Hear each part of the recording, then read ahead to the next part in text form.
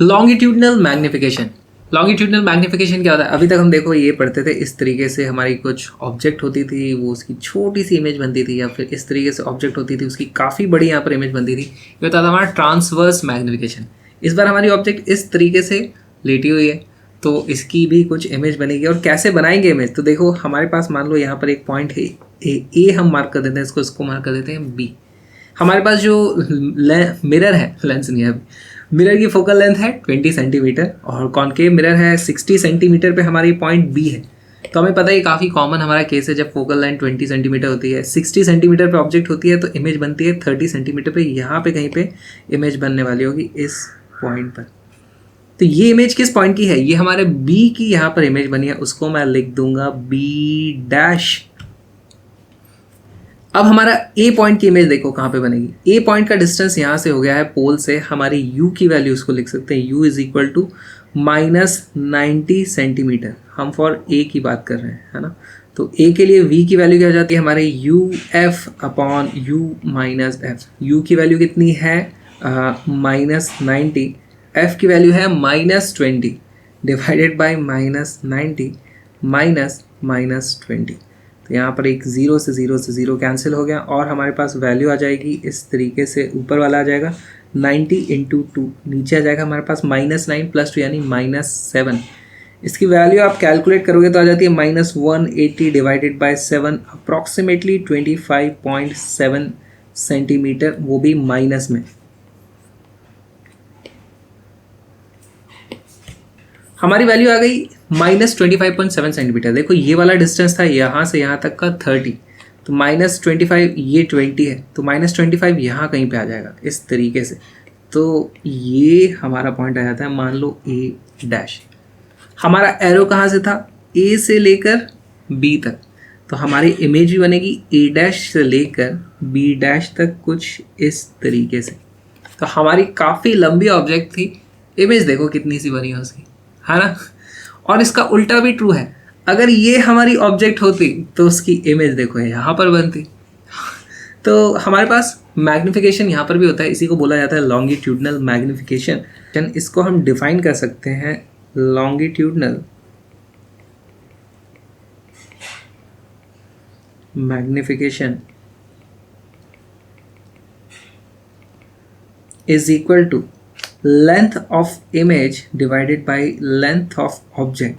हमारे केस में length of image कितनी आ रही है? देखो लेंथ ऑफ इमेज ये आ जाएगी। हम मान लो बी से लेकर ए से लेकर के बी तक को अगर ऑब्जेक्ट की लेंथ बोलते थे, तो यहाँ पर इस तरीके से हमारी लेंथ आ जाएगी, वो आ जाएगी -30 -25.7 डिवाइडेड बाय -60 -90। इसको आप सॉल्व करोगे तो वैल्यू इसकी आ जाती है अप्रॉक्सीमेटली -4.3 डिवाइडेड बाई 30। कुछ तो वैल्यू आ रही है, कुछ नेगेटिव में वैल्यू आ रही है, और नेगेटिव में आ रही है इसका मतलब क्या होता है कि हमारी ऑब्जेक्ट इस तरीके से थी लेकिन इमेज इन्वर्टेड बनी है। तो यहाँ पर नेगेटिव जो साइन है वो सिग्निफाई करता है दिस नेगेटिव, मतलब इन्वर्टेड।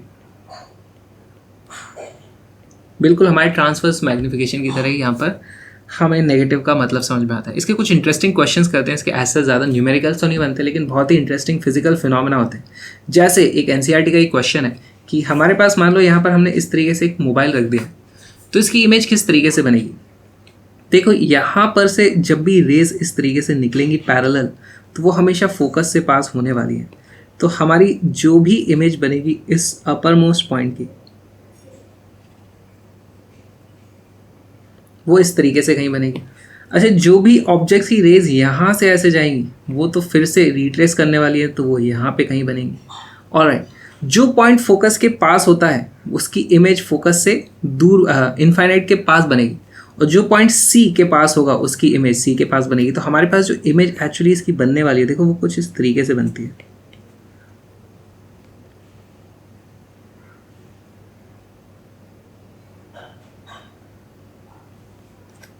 तो ये काफ़ी, इसको बोला जाएगा कि एक डिस्टॉर्टेड इमेज है। अभी तक हम पॉइंट ऑब्जेक्ट या लाइन ऑब्जेक्ट की जब इमेज बनाते थे तो लगता था हाँ ठीक है इनलार्ज बन रही, लेकिन इसको बोला जाएगा डिस्टॉर्टेड इमेज है।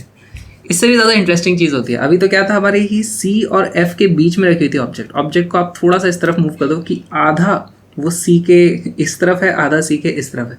अब देखो इसकी इमेज कैसे बनेगी। देखो जो भी पॉइंट सी के ऊपर है उसकी इमेज तो वहीं के वहीं बन जाएगी। तो इस क्यू डैश यहाँ पे आ जाएगा हमारा क्यू डैश। जो पॉइंट सी से दूर होता है पी की तरफ उसकी इमेज बनती है हमारी, देखो यहाँ से सबसे पहली बात तो सारी की सारी इमेज हमारी इस लाइन पर बनने वाली है।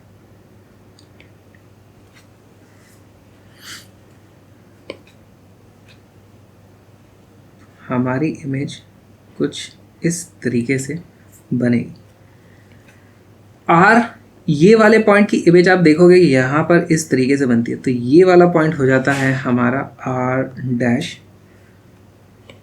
ये पी जो था इसकी इमेज बनाओगे तो वो यहाँ पे बनती है। तो हमारा ये पॉइंट हो जाता है पी डैश। यहाँ पर हम कुछ चीज़ें लिख सकते हैं। पहली बात तो हम क्या लिख सकते हैं कि ये वाली जो लेंथ है और ये वाली लेंथ है उसमें ये वाली लेंथ छोटी होगी, क्योंकि अगर देखो अगर पी इधर इनफाइनाइट तक भी होता इस तरीके से तो भी हमारी इमेज यहाँ पर इतने से में ही बन जाती। तो हम क्या लिख सकते हैं, हम लिख सकते हैं P Q is larger than P dash Q dash. Similarly हम यहाँ पर लिख सकते हैं कि क्यू आर और क्यू आर डैश में ये क्यू आर डैश ज़्यादा बड़ा होगा। तो हम लिख सकते हैं Q R is smaller than Q dash R dash. लेकिन हम ये नहीं बता सकते पी आर और पी डैश आर डैश इन दोनों के बीच में क्या रिलेशन होगा। हो सकता है देखो ये वाला इससे बड़ा है, देखो ये वाली लेंथ इस लेंथ से बड़ी है और ये वाली लेंथ से ये वाली लेंथ बड़ी है। तो एक बड़ा एक छोटा है, लेकिन टोटल ओवरऑल क्या हो रहा है हमें नहीं पता। तो हम कह नहीं सकते बड़ा होगा छोटा होगा, हमें नहीं पता। वो एग्जैक्टली क्वेश्चन आएगा कभी तो सॉल्व करेंगे तब पता चलेगा। लेकिन एग्जैक्टली ऐसा क्वेश्चन भी नहीं आता तो खुश हो जाओ, खाली हमें पता होना चाहिए कि इस तरह की चीज़ें हो सकती हैं। लेकिन जिस तरीके के क्वेश्चंस आते हैं वो बहुत ही सिंपल होते हैं। जैसे उसमें हम लॉन्गिट्यूडनल मैग्निफिकेशन देखते हैं for small objects. Small object क्या हो जाएगा, अभी तक देखो जब हम जिन ऑब्जेक्ट की बात कर रहे थे वो काफ़ी बड़ी होती थी। जैसे इस मिरर की फोकल लेंथ है मान लो 20 सेंटीमीटर, तो ये कम से कम तो 10 सेंटीमीटर की ऑब्जेक्ट थी। लेकिन अगर हम छोटी सी ऑब्जेक्ट की बात करें, जैसे यहाँ पर 60 सेंटीमीटर में हमारे पास 1 mm का इस तरीके से एक छोटा सा एरो यहाँ पर रखा हुआ, तो काफ़ी स्मॉल हो जाता है as compare to the focal length. वो है 200 मिलीमीटर के कंपैरिजन में सिर्फ 1 मिलीमीटर। तो यहाँ पर हम थोड़े से अप्रॉक्सीमेशंस का यूज़ कर सकते हैं। देखो हमारे पास पहले तो v की वैल्यू पता कर लो। अगर u की वैल्यू है -60 तो हमें पता है कि v की वैल्यू आ जाती है -30 सेंटीमीटर। ओके, हमारे पास मिरर का फॉर्मूला होता है 1/v plus 1/u is equal to 1/f।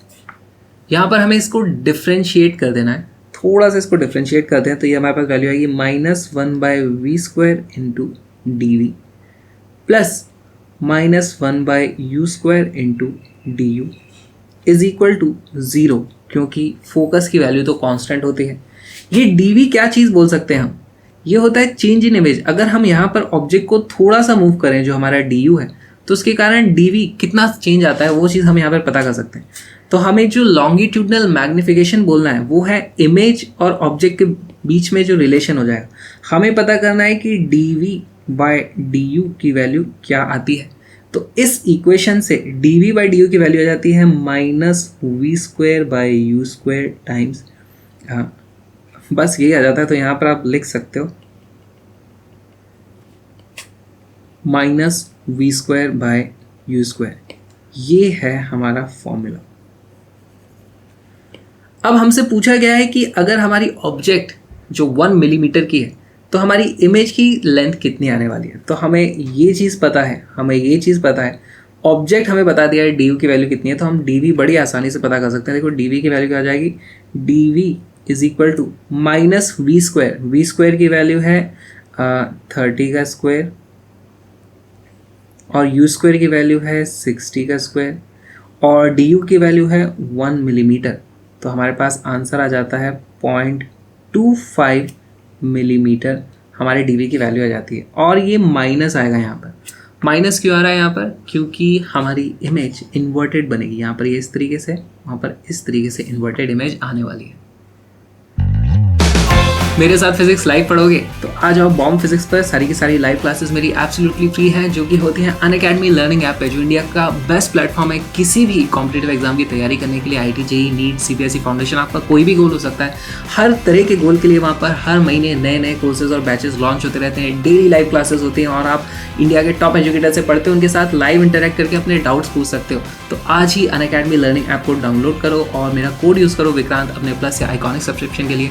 तो मिलते हैं लाइव अनअकैडमी लर्निंग ऐप।